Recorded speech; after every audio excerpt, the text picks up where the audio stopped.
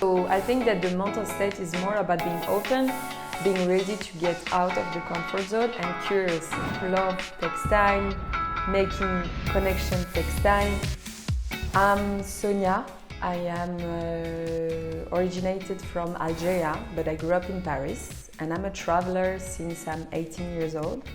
I love traveling. I have been living in different countries, and now for the past 2 years I'm passionate about communities and co-livings and their impact in the life of everyone.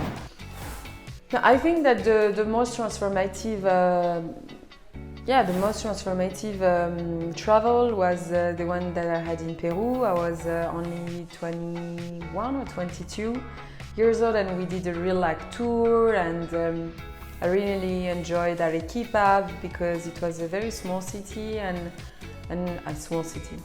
We know it's not like that small, but yes, it was a very beautiful white city, and I really liked the atmosphere.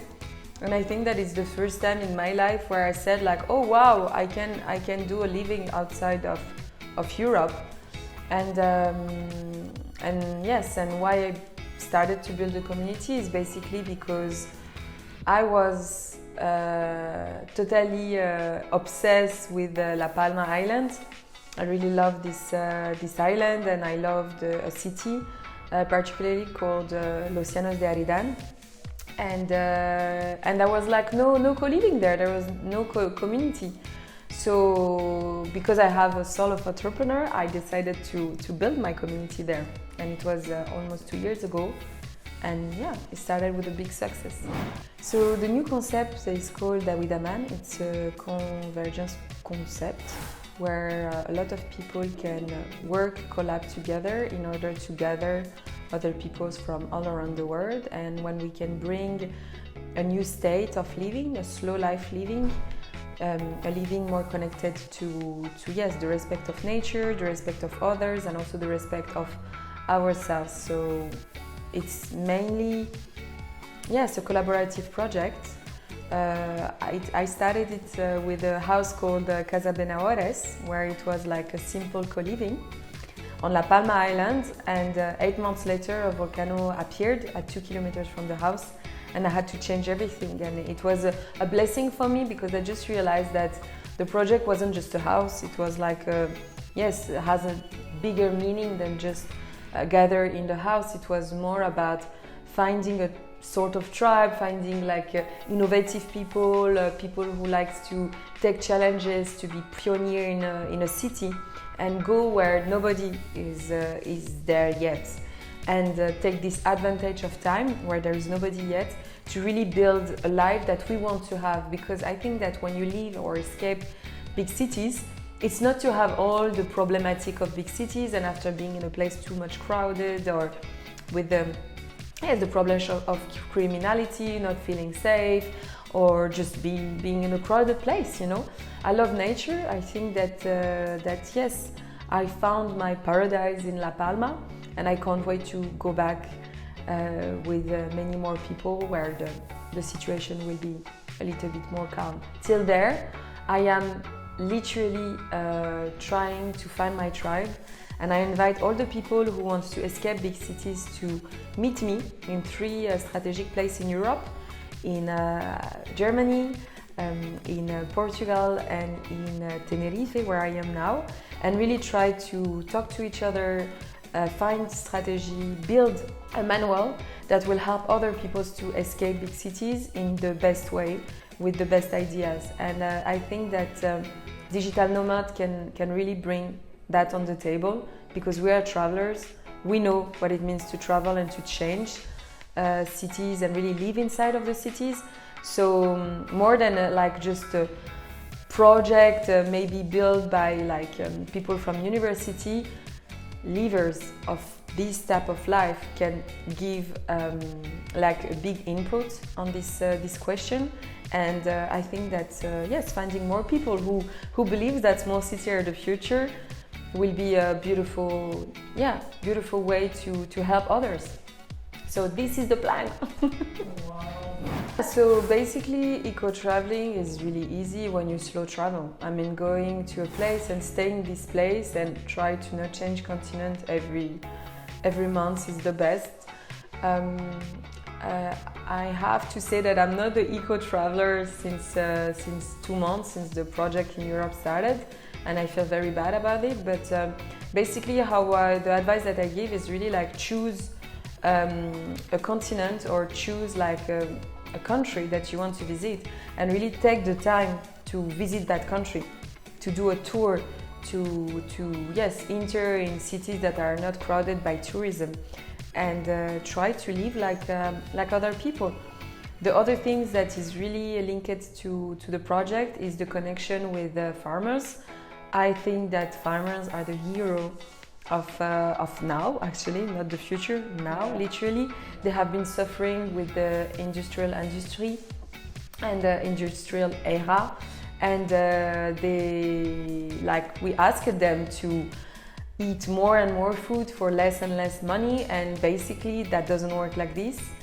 And now the permaculture farms, the people who are really give time to offer them a good food are really people that we need to tips a lot. Go to the market of agriculture in every place where you go. Try to buy local. Try to give money also to the locals by trying to also select the partner, the collaborators who will show you the space around.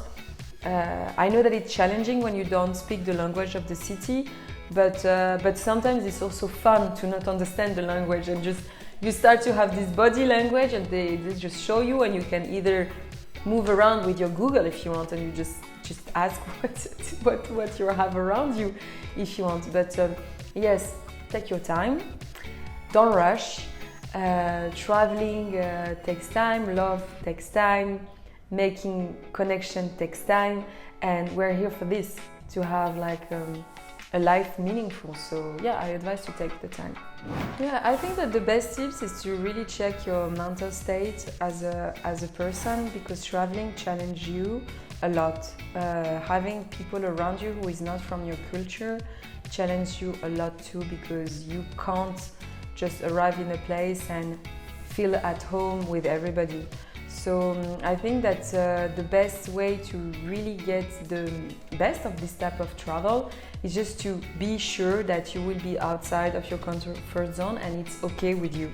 So I think that the mental state is more about being open, being ready to get out of the comfort zone, and curious, and just it's funny. I love traveling because it's so funny.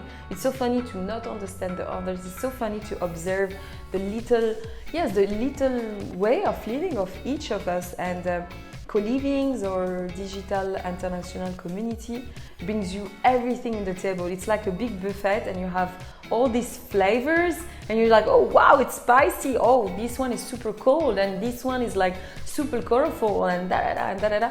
And you really need to take it as a buffet of everything. And if you don't like some spice, don't focus on them. Really concentrate and focus on few people.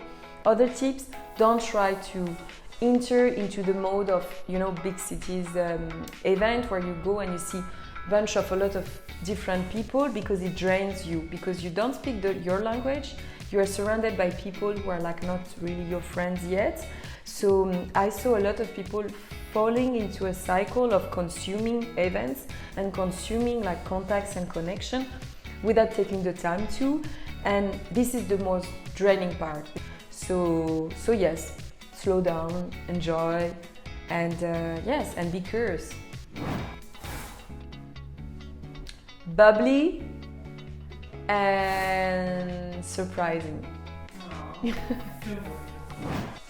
Alors si toi tu me regardes et que tu as envie de sauter le pas, si tu as envie de vraiment découvrir autre chose que ta routine ou le type de société qu'on t'a imposé et qu'on t'a mis en face de toi ou autour de toi, juste saute, passe à l'action, essaye, découvre des nouvelles personnes, découvre un nouveau pays et découvre-toi toi-même, parce que chaque personne que tu vas rencontrer va te rendre plus fort, va te rendre plus flexible, résilient, et ça va t'apporter énormément de choses.